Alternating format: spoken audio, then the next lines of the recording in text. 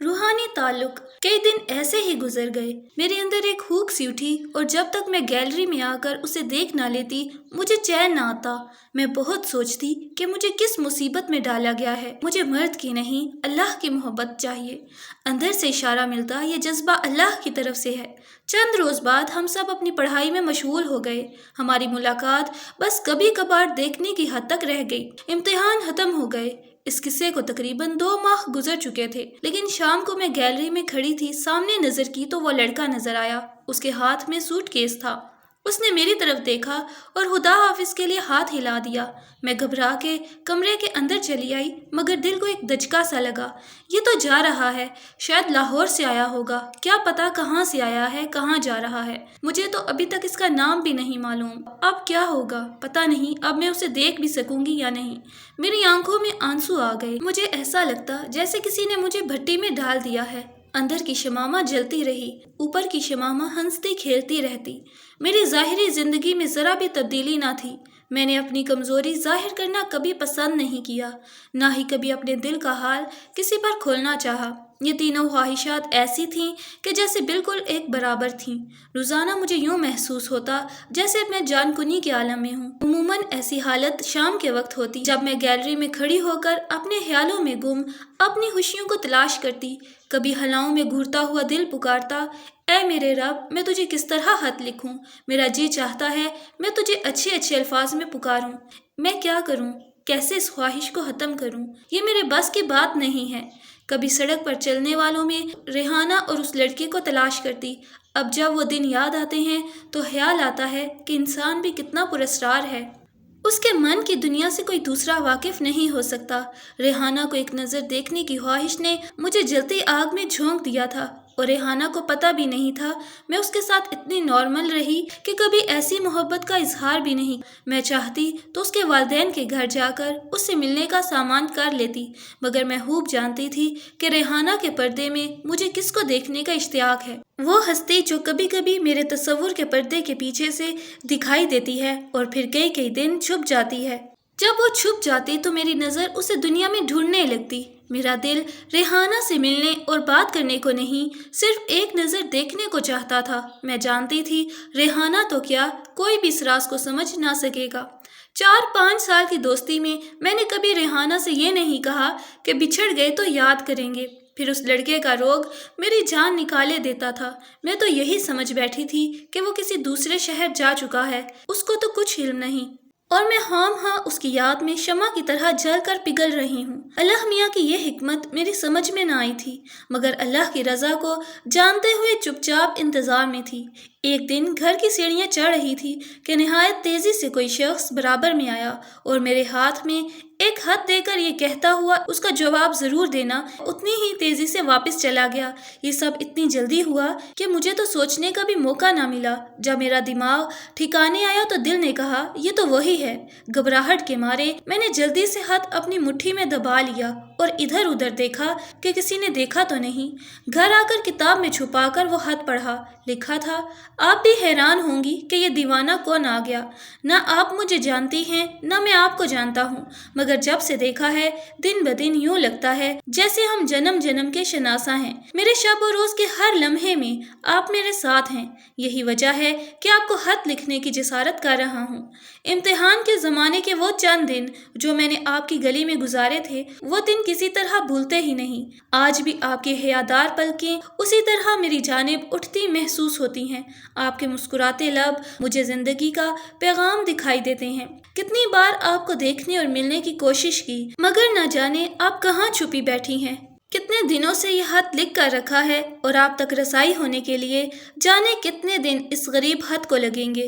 आपका वो खत पढ़कर मेरे तो होश उड़ गए। इलाही ये क्या हुआ। मेरे सीने में फिर वही ठंडक महसूस हुई जैसी पहले दिन उसे देखने में हुई थी। अगले ही लम्हे मुझे यूं लगा जैसे अल्लाह ने मेरी सुन ली है। कम सिन जवानी का ये पहला लम्हा था। मेरे अंदर बाहर का हर तार बजने लगा। मैंने दोबारा सहबारा खत पढ़ा। उसका एक एक लफ्ज़ मेरे अंदर उतर गया। मैंने सोचा लड़का तो अच्छा और शरीफ मालूम होता है, खत की इबारत भी माकूल है। मेरे अंदर मोहब्बत का चश्मा फूट निकला। मुझे यूं लगा जैसे मैं उस लड़के से बहुत ही ज्यादा मोहब्बत करती हूँ। उसी वक्त दिल में यह ख्याल पैदा हुआ, कहीं अल्लाह मियाँ नाराज ना हो जाएं कि मैं अल्लाह की बजाय एक लड़के से इतनी मोहब्बत कर रही हूँ। मैंने अल्लाह मियाँ से कहा, या अल्लाह नाराज ना होना, मुझे जो मोहब्बत तुझसे है वो किसी से नहीं हो सकती, मगर तू जानता है कि मैं एक नौजवान लड़की हूँ और मेरा दिल चाहता है कि कोई मुझसे प्यार करे, मेरी मोहब्बत का इकरार करे। ये मेरा फितरी तकाजा है, ये मेरी ज़रूरत है। मेरे अल्लाह, ये तकाजा और ज़रूरत भी तेरी ही पैदा करता है। तू हर ज़रूरत से बेनियाज है, मगर तू बंदों की हाजतों को पूरा करने वाला है। तू ये ना समझना कि मैं दुनिया की मोहब्बत में तेरी मोहब्बत को भुला दूंगी, ऐसा नहीं हो सकता। तू ही मेरी मंजिल है, मेरी तलाश है।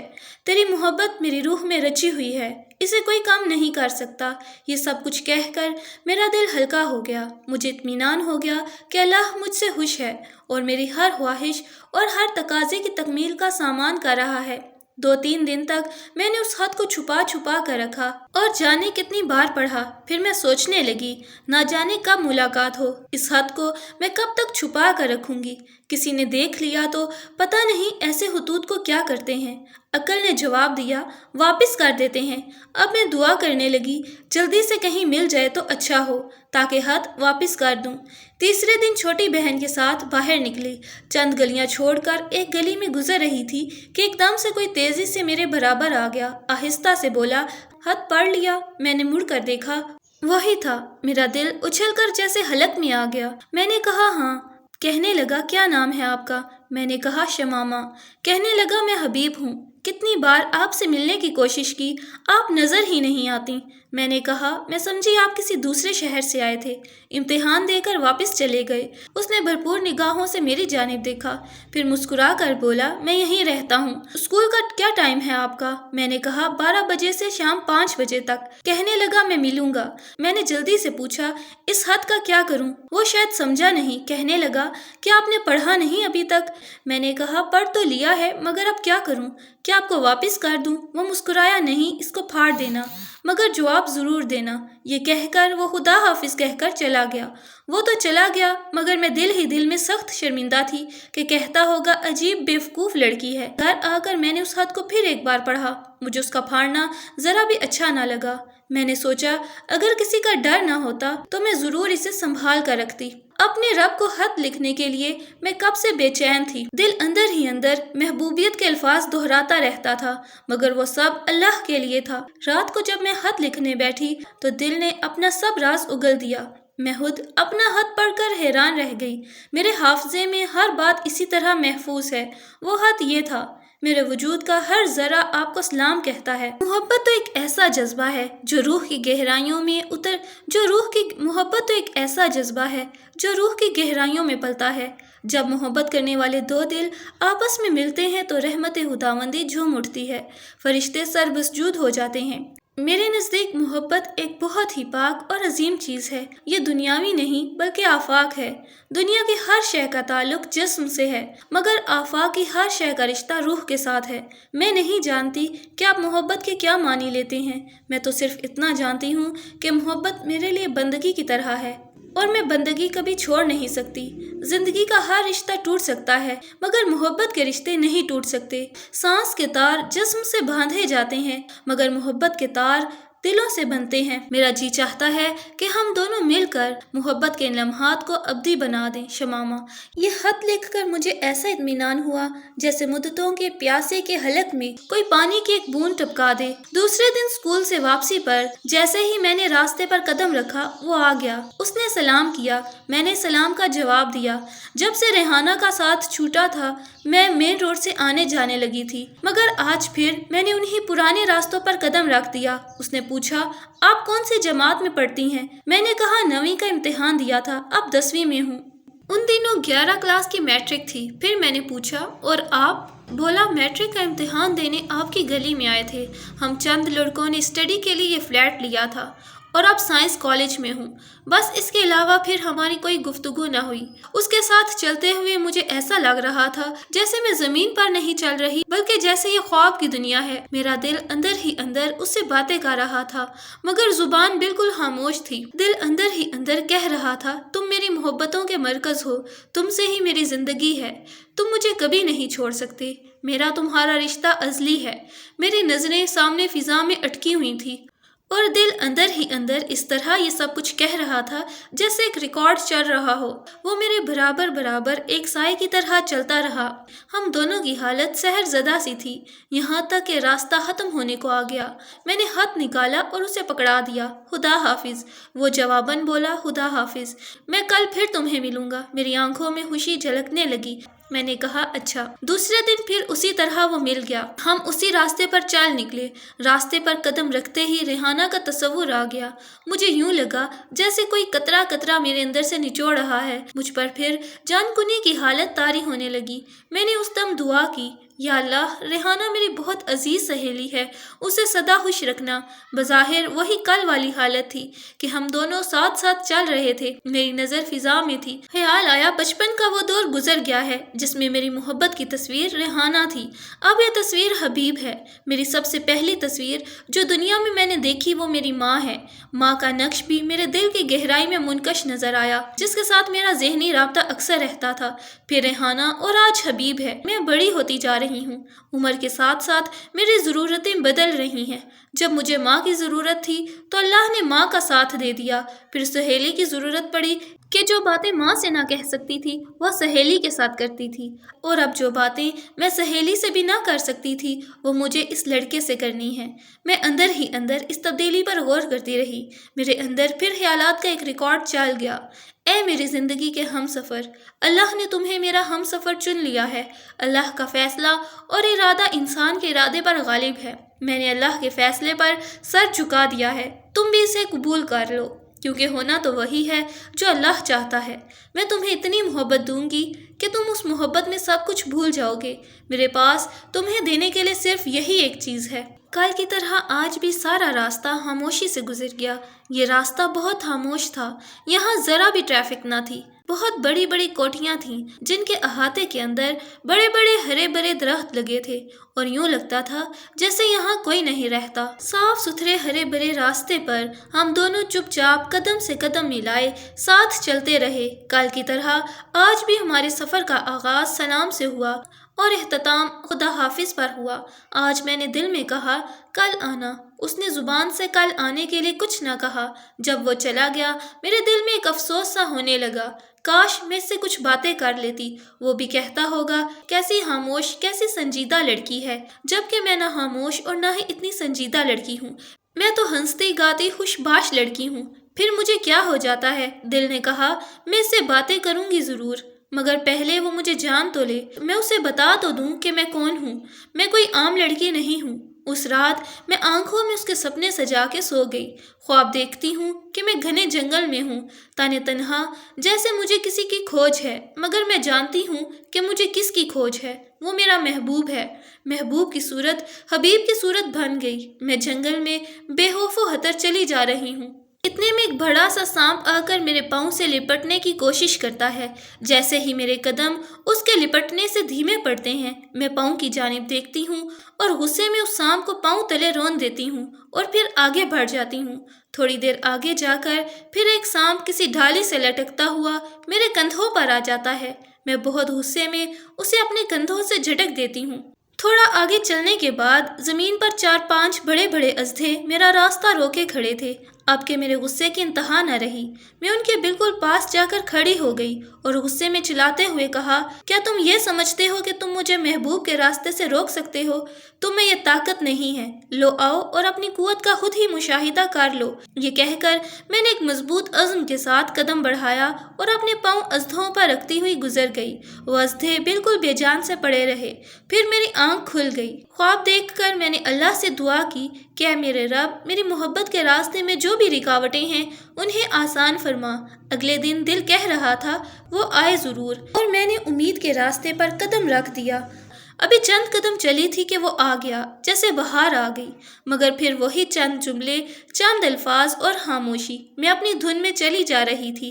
راستہ ختم ہوا تو اس نے ایک ہاتھ میری طرف بڑھا دیا اور خدا حافظ کہہ کر چلا گیا۔ گھر پہنچتے ہی میں نے موقع پا کر سب سے پہلے وہ خط پڑھا۔ لکھا تھا، گھر میں سارا دن آپ سے کہنے کے لیے الفاظ اکٹھے کرتا ہوں اور آپ کے حضور آ کر جیسے زبان بند ہو جاتی ہے۔ لگتا ہے یہی حال آپ کا بھی ہے۔ اظہار مدعا کے لیے میرے پاس الفاظ نہیں ہیں، مگر اتنا جانتا ہوں کہ آپ کے بغیر میں زندگی کا تصور نہیں کر سکتا۔ یوں لگتا ہے جیسے قدرت نے ہمیں ایک بندھن میں باندھ دیا ہے۔ میں یہ تو نہیں کہہ سکتا کہ آپ کے دامن میں چاند ستارے بھر دوں گا، مگر اتنا ضرور کہوں گا کہ دل کے اس بندھن کو قائم رکھنے کی پوری کوشش کروں گا۔ آپ کی محبت میری زندگی کا سرمایہ ہے۔ آپ کی طرح خوبصورت الفاظ میرے پاس نہیں ہیں، مگر جیسے بھی ہیں انہی کو میرے دل کی آواز سمجھ لیجئے۔ حبیب۔ خط پڑھ کر میرے روح کا ایک ایک تار بج اٹھا۔ مجھے یوں لگا جیسے میں صدیوں سے جس کے انتظار میں تھی وہ مجھے مل گیا ہے۔ میں نے اللہ کے حضور بڑی عاجزی کے ساتھ دعا مانگی، یا اللہ، وہ میری روح کا چین ہے، اسے مجھ سے مت جدا کرنا۔ اس کے ساتھ ہی ریحانہ کی جدائی اندیشہ بن کر سامنے آ گئی۔ میری نظروں کے سامنے بچپن کے وہ دن آ گئے جب ہم سڑک پر پڑی ماچس کی خالی ڈبیا کو ٹھوکر مارتے مارتے اسکول پہنچ جاتے تھے۔ یا اللہ، مجھے وہ یاد آتی ہے اور بہت یاد آتی ہے۔ میں نے اسے دوست مانا ہے۔ دوست تو زندگی میں ایک ہی ہوتا ہے۔ اس ساری دنیا میں نے ایک لڑکی کو اپنے دوست کی حیثیت سے چنا۔ وہ جہاں بھی رہے اسے خوش رکھنا اور اسے میرے حال کی خبر دے دینا۔ اللہ سے یہ کہہ کر مجھے ایک سکون و اطمینان ملا کہ وہ ضرور میرا حال اس تک پہنچا دے گا۔ بظاہر میں نے یہ کبھی جاننے کی ضرورت محسوس نہ کی کہ وہ کہاں ہے، کیسی ہے اور اسے ملاقات بھی کی جا سکتی ہے۔ میرا رشتہ تو اندر کا تھا، جسے میرا دل ہی جانتا تھا، میں جانتی تھی۔ حبیب کی محبت ریحانہ کی محبت کا نعم البدل ہے، مگر میں جس درد سے آشنا ہوئی تھی میں نہیں چاہتی تھی کہ پھر وہی درد میری جان نچوڑتا رہے۔ اس دن کے بعد وہ 2-3 دن نہ آیا۔ میری آنکھیں اسے دیکھنے کو تڑپنے لگیں۔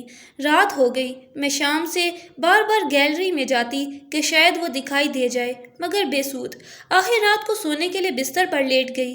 وہی دل کا درد جسے میں جان کنی کی تکلیف کے سوا اور کوئی نام نہ دے سکتی تھی، میرے روئیں روئیں سے جیسے جان کھینچنے لگا۔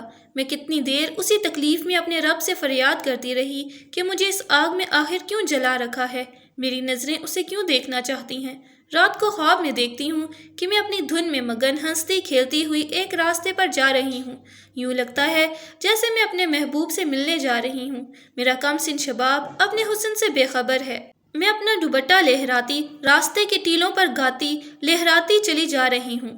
دل میں محبوب سے ملنے کی لگن خوشیوں کے پھول کھلا رہی ہے۔ کبھی میں اس ٹیلے پر کھڑی ہو کر اسے نہایت ہی پیار بھری آواز میں پکارتی ہوں اور کبھی کسی درخت کی ٹہنی سے جھول کر اس کو آواز دیتی ہوں۔ میں اسی خوشی میں تھی کہ ایک سانپ میرے پیچھے لگ گیا۔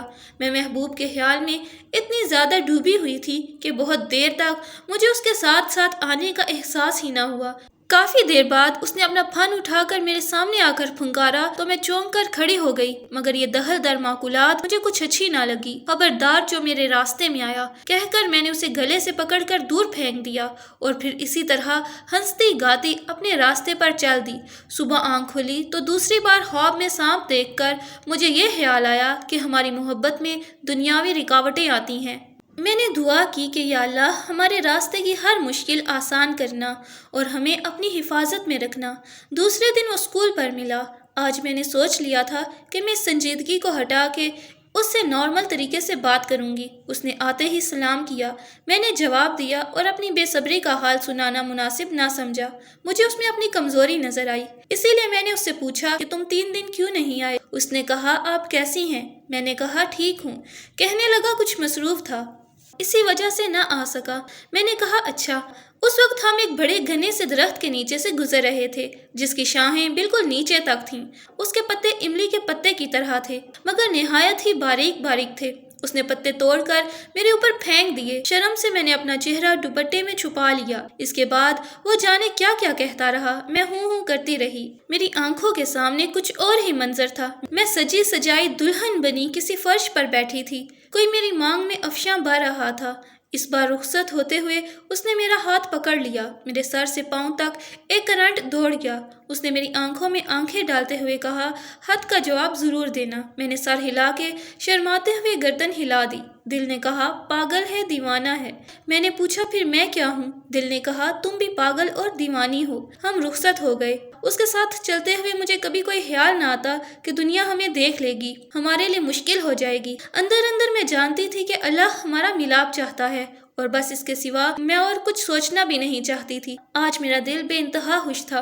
कभी मेरे तस्वुर में उसका हाथ पकड़ना दिखाई देता, कभी पत्तियां फेंकना नजर आता। बार बार तस्वुर में दुल्हन बनी देखती और वह मेरी मांग में अफियों के ज़रात टपकाता रहता। दिल से आवाज़ आती, वो तुम्हारा महबूब है, तुम उससे महबूबियत की वो बात कर सकती हो जो तुम्हारे दिल में है। मेरे अंदर आज जज्बात का तूफान उठ रहा था। तन्हाई पाते ही मैंने अल्लाह से कहा, या अल्लाह मैं क्या करूं? वो बिछड़ता क्यों है? उसकी जुदाई का हर लम्हा मेरी मौत क्यों बन जाता है? दिल में फिर तकाजा उठा कि मैं खत लिखूं।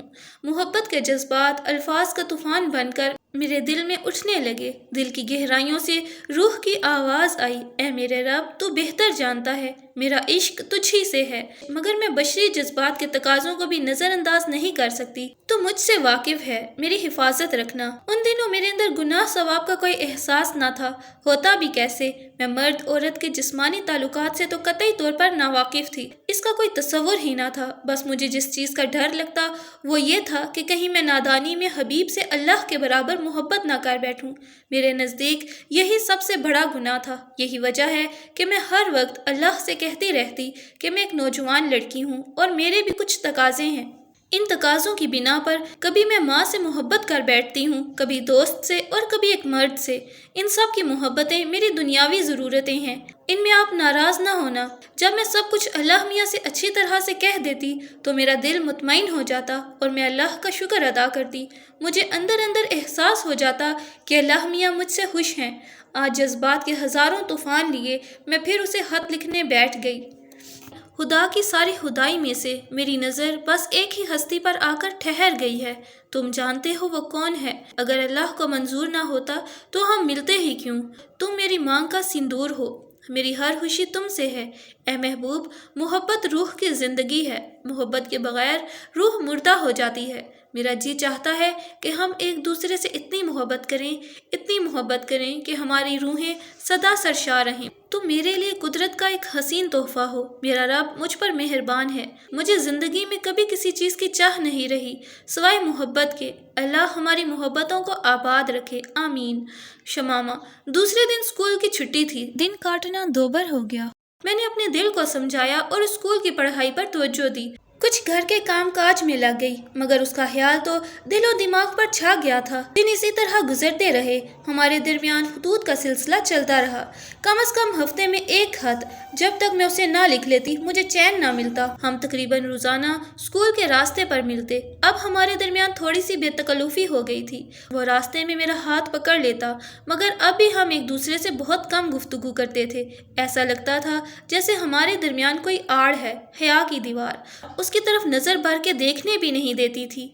इधर दिन ब दिन वो मेरी जान बनता जा रहा था और तकरीबन हर दूसरे तीसरे दिन मैं कोई ना कोई ख्वाब ऐसा देख लेती थी जो ये पैगाम देता था कि मैं उससे दूर रहूं। कभी सांप देखती, कभी शेर देखती कि मुझे उसके रास्ते से हटा रहे हैं। एक दिन ख्वाब देखा कि मैं उसको खत लिख रही हूँ।